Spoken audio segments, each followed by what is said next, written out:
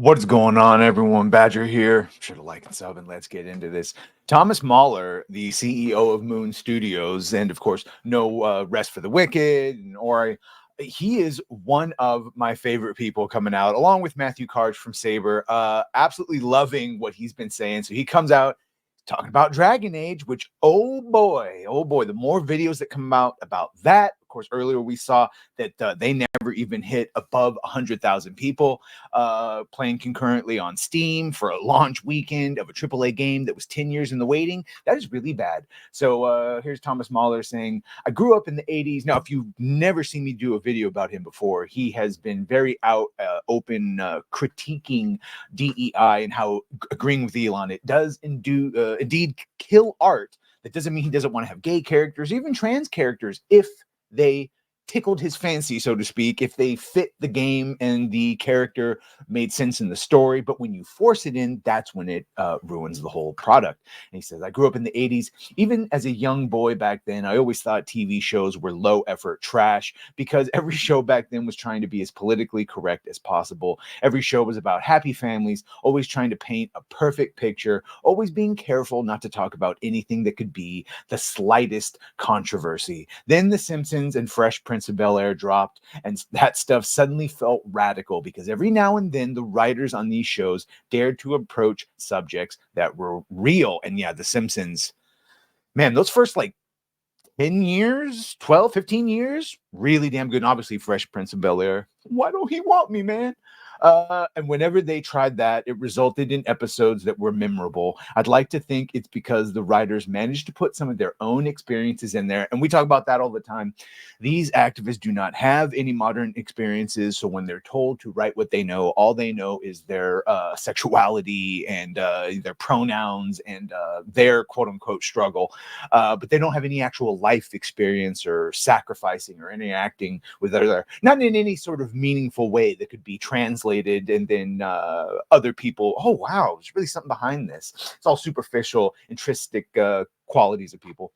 He says that whenever they tried that, it resulted in episodes that were memorable. I'd like to think that it's because writers managed to put some of their own experiences. Okay, so then in the late 90s, The Sopranos dropped, and suddenly it was clear that TV shows didn't have to be trash, that the episodic format could actually be used to give even more insight into characters, their trials and tribulations. And it kept going from that point on. We saw more and more TV shows that delivered excellent drama like The Wire, Breaking Bad. I mean, come on. Yeah, the list could go endless now. Looking at games now, it's clear to see what we're apparently moving back to the stone age of political correctness. Well, and in this case, outright gender identity propaganda, as we've seen. But sure, this is his opinion, of course. I just watched the Dragon Age playthrough, and it's quite unfathomable how infantile and terrible the writing is. Even feels sanitized and dehumanized. And we've seen many of the gameplays, you're not allowed to insult certain characters.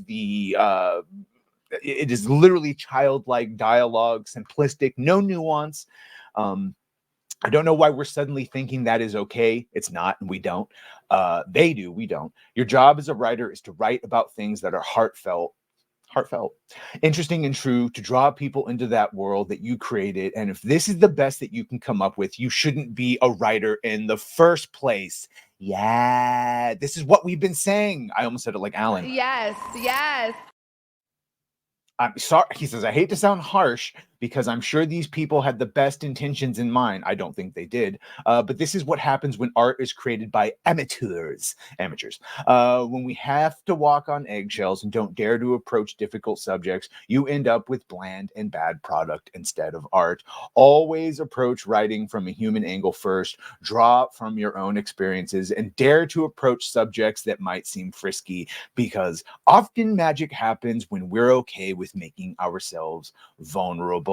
And I will just finish off here with Sael saying, if woke grifters gaslighting, implying gamers are sexist, racist, or transphobes, this Dragon Age Veilguard cringe compilation indicates the real issue. 1. Activists, queer, valid or nah, we could always define woke. They can't define escape entertainment. This is garbage. And it's all the receipts. Maybe I'll make a reaction video going through this. But yeah, from a Thomas Mahler who is an outsider. He's not like a Dragon Age aficionado, but just watching a playthrough, he can see the problems, to the people intimately familiar with it, to just the everyday normies. And speaking of which, I guess I will end with this Asmongold, who him and his entire sub were out. Anyone connected to this sub, if you were found out on Reddit, you were banned instantly. And everyone in the subreddit, the Asmongold subreddit, was banned ahead of time in the Dragon Age subreddit. And yeah, we've played some of his clips.